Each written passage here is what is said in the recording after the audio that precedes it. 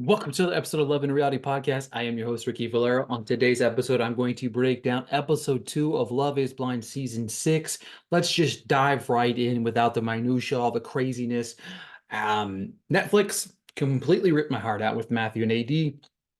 How will things unfold? But first, Johnny is playing chess with it against himself again. Matthew comes in, and Trevor and Jeremy begin to unpack who Matthew is seeing. He's been very close to the vest about everything. Trevor said his number one is Chelsea, and Jeremy said he is looking for someone who is fun and spunky, and Sarah Ann fits that type for him. Definitely interesting because you got a little bit of a love triangle. You know what I mean? We got several love triangles we're developing early on in the process. Jimmy, Jessica, Chelsea, Johnny, Amy, Sarah Ann, Matthew, AD, Clay, maybe AD and Clay. Who knows what happens? Um, but it was Laura that they are talking each other up a lot. They bond over OCD. We got that going on. We got I feel like there's a lot more in the pods than we've ever seen before. The ladies are kind of getting jealous. We've got Jeremy and Sarah Ann talking, and he mentions calling someone else her name. You know what? Outside of him spelling his name, Jeremy, very, very weird. I'm a big fan of Jeremy and Sarah Ann here. I do think that they're kind of cute together, and I'm interested in exploring them a little bit more here. Amy and Johnny are talking about and bonding over things. He is singing to her. I wish he would literally stop singing in the pods. That would make me very, very happy.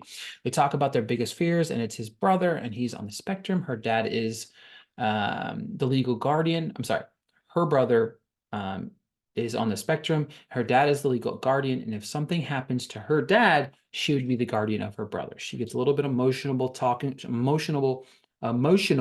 talking about her brother wanting more, but it's hard because of what is wrong with him. He tells her he wishes he could hold her right now because he's on the same exact page with her. He says, this process has changed his perspective on many different things. He says he asked if she will see him tomorrow, and she said yes. Very sweet, sweet, sweet, sweet moment here. Johnny being very protective, being very forefront, honest, and helping support an emotional thing that she needs.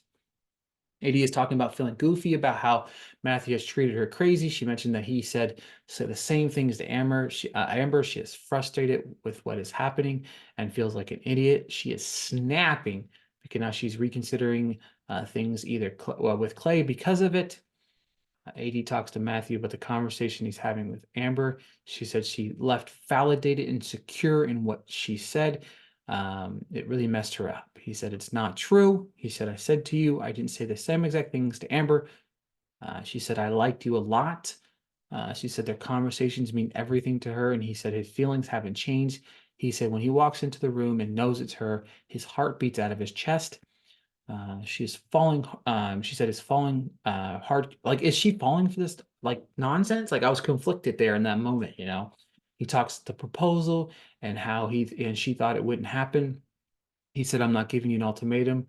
I wanted to leave with her yesterday. He said he didn't say that to her. He said he was scared because she was having other connections. He said, "I think I may have to make a decision."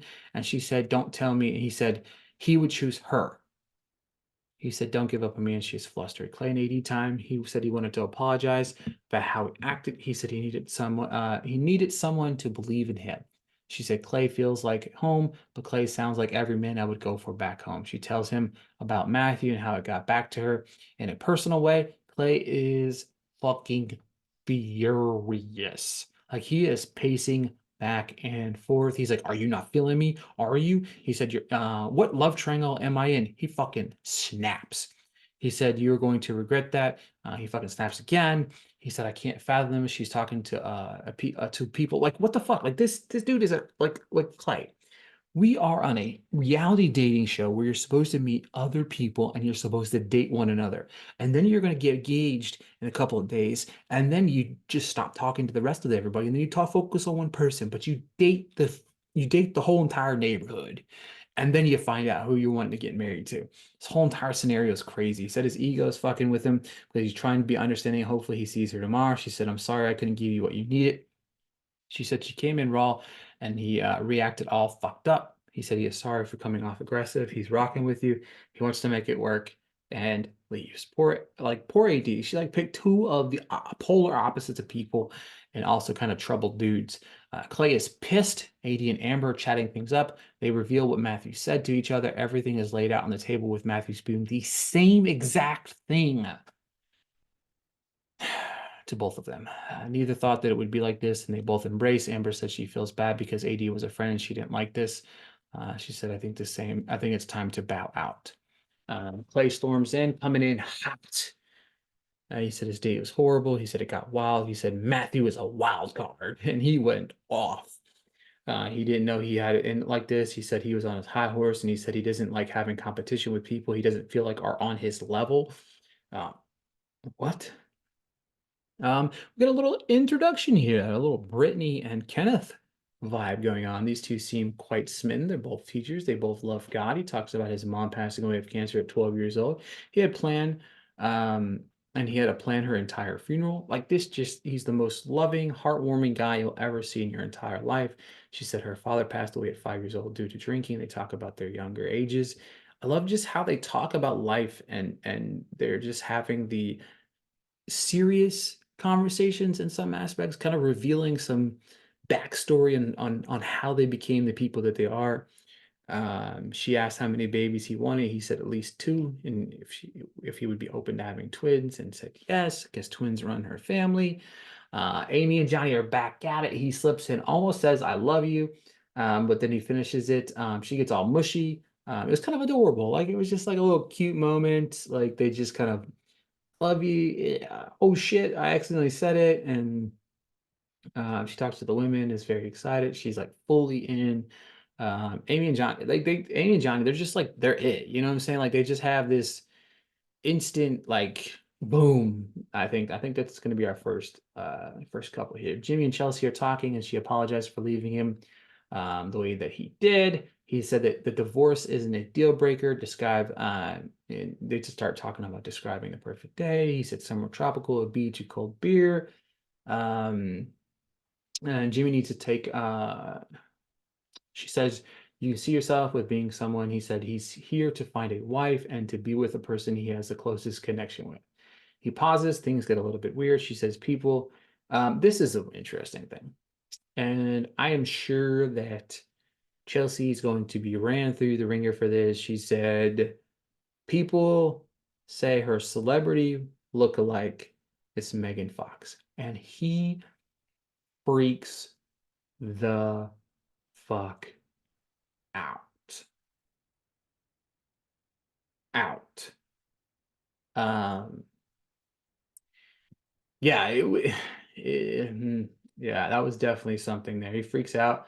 I feel like she did it on purpose. I feel like he knew that he has a connection with somebody else. He knew that he has a connection with Jessica. And that connection is strong. So why not just drop the subtle hint of, oh, I look like Megan Fox? No, like, what are you doing here? I don't understand. Shouldn't be allowed either. Like, you should not be allowed to talk about your looks. But second off, she doesn't look like Megan Fox either. Jimmy is talking things up with Dion. He said if he's not sure if he's ready to be a father yet. Jessica's missing her daughter. He said you will always be able to lean on him. He starts asking about her daughter. Jimmy does asking about her daughter. He asks if she wants more kids, and she said she'd love to have more children. She has 5 siblings. His parents, husband, and wife's. His parents both passed away. His parents, husband, and wives both passed away. His mom adopted his husband's kid. That was really adorable. She says her biological parents had Jessica and they both struggle with drug addiction. And her dad went to prison. Her mother spiraled out of control and went into foster care. And her dad got out of prison. That only lasted a year, and then he committed suicide and went back into foster care. She said she met with her God-given family and they adopted her when she was 16. They admit to liking one another. um, Definitely, Jimmy definitely finds himself in quite a pickle here. I definitely love Jessica. I think she's one of my favorite contestants that have ever been, the cast members that have ever been on Love is Blind. Um, uh, it- she just has this strong personality, knows what she wants, kid, very vocal, very upfront about everything, very much love. Trevor said he knows he wants to be with Trevor and Chelsea time. He said he believes that Chelsea is the one. He said that for her to just he just wants to propose. She said you might have a mullet, and then he actually does. She said I'm a sucker for a mullet. She gets excited. Um, and guess what, guys? Guess what? Drum roll. Brrr. We are about to get our first proposal. Woo, woo, woo, woo. Johnny and Amy time. He bought her flowers. He said, my reason for being here is because of her. They become best friends. He has two promises. First one, he's not perfect and messes up a lot and wants her to correct him. She said, no problem. Um, it's time. We have our first proposal. I love it. I just really, really, really love it. The men's room is not going as well, though. Clay is giving Matthew the death stare. Nobody likes this dude at all. It's AD and Matthew time. Matthew said he's going through it and starts to cry. He said he knows, he says to her, you know that Amber left, right? And he said, it's about me. And she calls him, like, she straight calls his ass out. She said, I still like you. Her reality was manipulated a little bit. She really wanted to go through this journey. He said, it's been tough for him today. He said, it hurts because he never felt the way he did with her before. He said, I got an entire country of America on his side.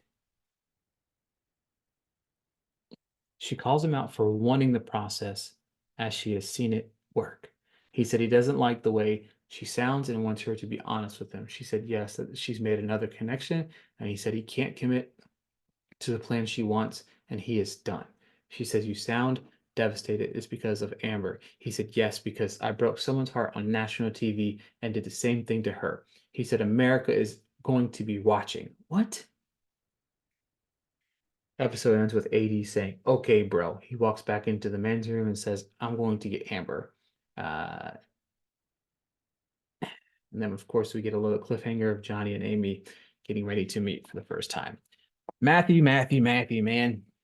I was rooting for you. I really was. And that was the end of episode 2. But Matthew, you had a chance to really, really do it, man. And yeah, ripped our hearts out in 65 pieces, man. On episode 3, guys.